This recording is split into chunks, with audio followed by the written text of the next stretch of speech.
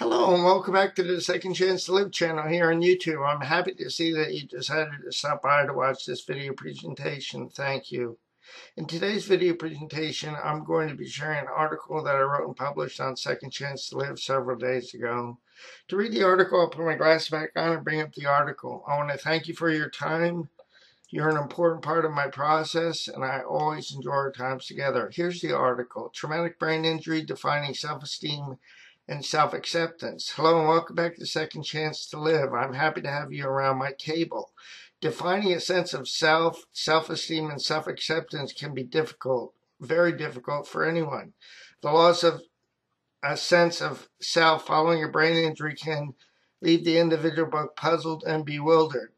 In the revised article below, which I wrote in November of 2009, Acquired Brain Injury in Pursuit of Self-Esteem and Self-Acceptance, I share what I discovered that helped and continues to help me to discover my sense of self, self-esteem, and self-acceptance as an individual living with the impact of a traumatic brain injury.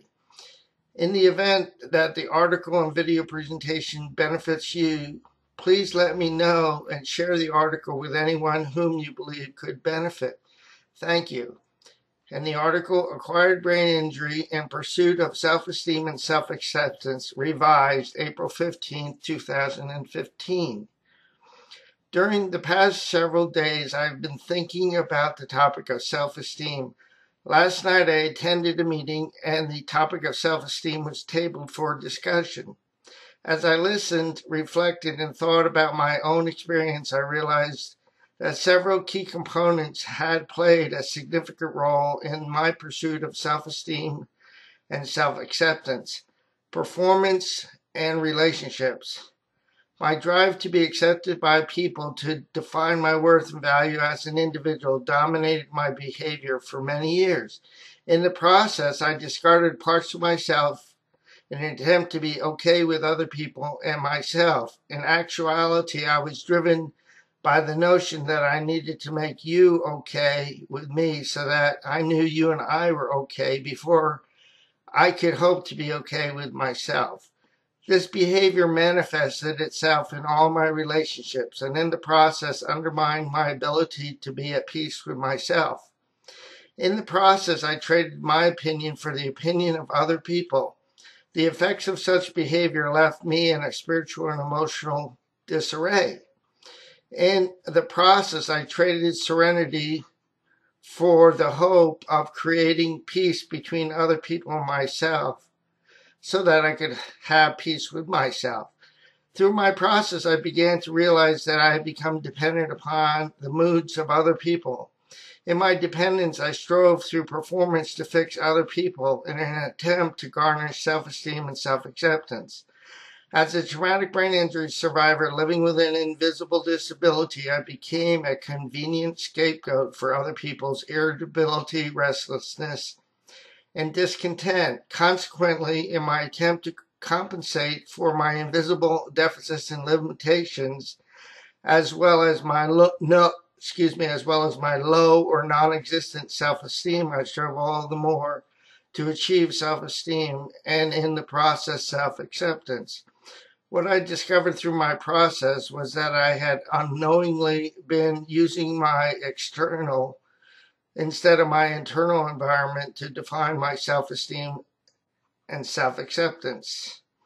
What I discovered through my process was that I had unknowingly been using my external, other people, instead of my internal, myself, environment to define my self-esteem and self-acceptance.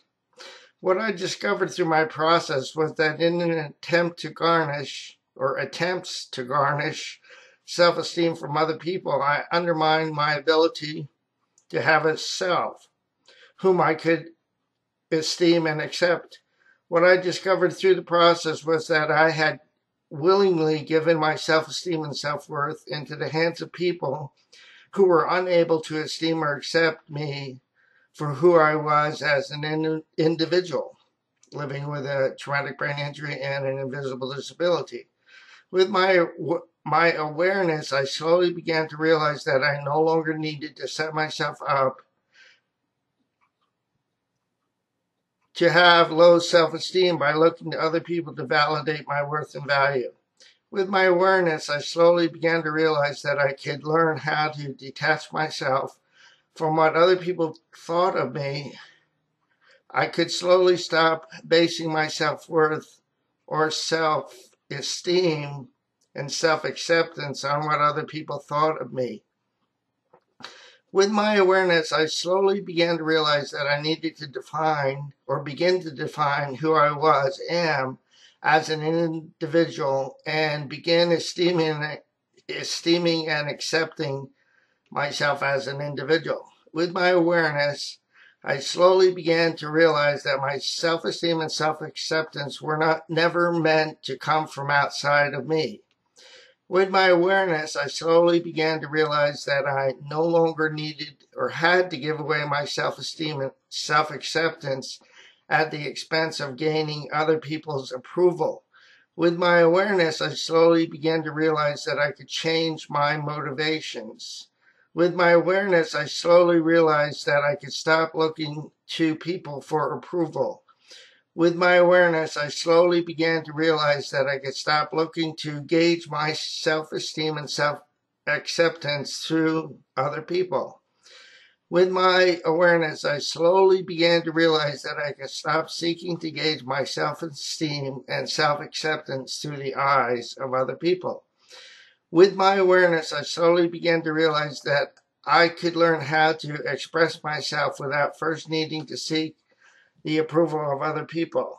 With my awareness, I slowly began to realize that I could let other people believe what they wanted to believe while practicing the principle of live and let live.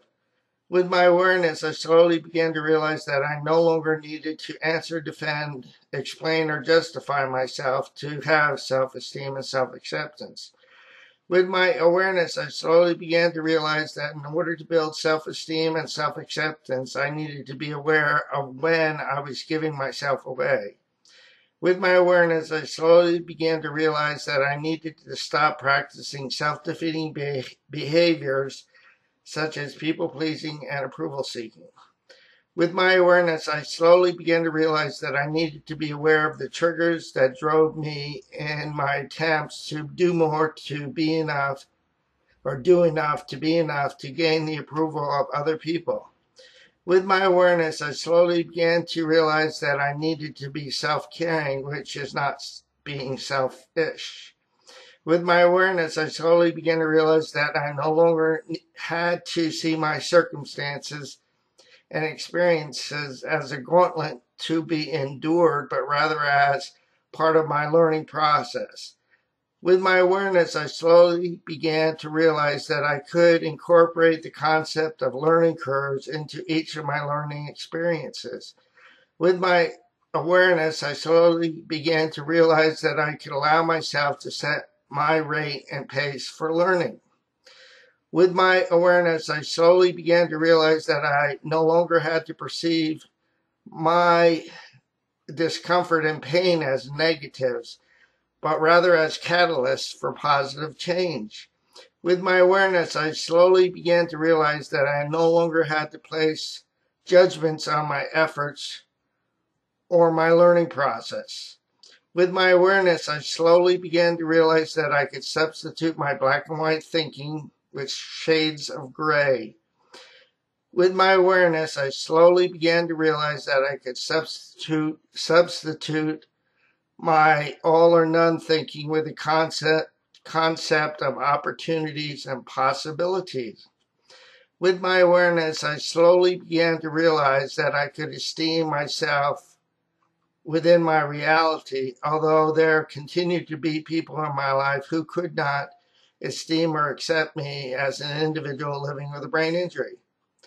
With my awareness, I slowly began to realize that I could live and think outside of the box that I had willingly allowed other people to